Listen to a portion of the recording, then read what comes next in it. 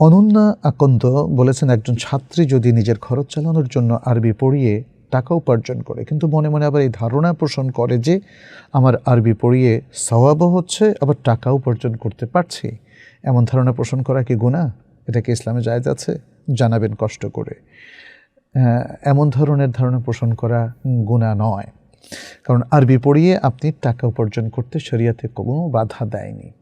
আর যদি এই পড়ানোর মধ্য দিয়ে আপনার ইখলাসটা থাকে, আপনি তাকে অত্যন্ত আগ্রহের সাথে, দায়িত্বের সাথে, আমানতদারির সাথে তাকে পড়ান, এবং আপনার মধ্যে এই বিশ্বাসটা থাকে যে আমি যদি তাকে আরবি পড়িয়ে যোগ্য করে গড়ে তুলতে পারি, তাহলে সে কোরআন পড়বে, হাদিস পড়বে, এবং সে মানুষকে আবার সেটা শেখাবে, এবং সে উম্মার জাতির সে উপকার সাধন করবে।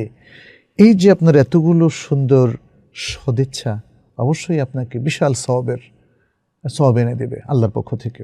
আল্লাহ এই সওয়াবটা দেবেন, আপনি নিজে তো এই সওয়াব ক্রিয়েট করতে পারবেন না।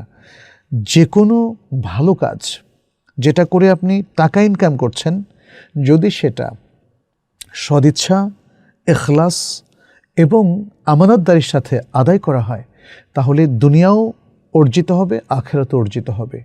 এই যে একসাথে দুনিয়া এবং আখিরাতকে অর্জন করার ইচ্ছা পোষণ, এতে কোনো পাপ নেই, এতে কোনো পাপ নেই।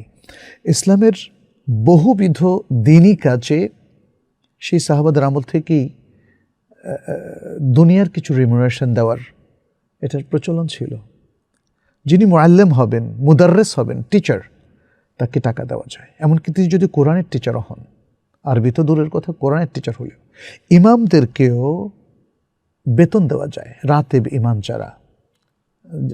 ইমাম যারা, তাহলে ইমামরা কি তাহলে সালাত বিক্রি করছে না? সেটা নয়। তিনি যে এই মসজিদে যে ওয়াজিফা, একটা চাকরি করছেন, একটা দায়িত্ব পালন করছেন, এটার বিনিময়, এটা সালাতের বিনিময় নয়।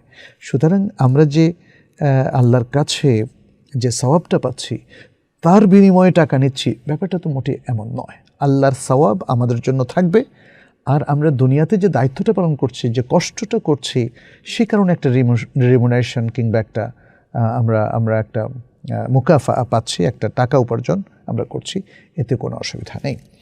নাজমুল হুদা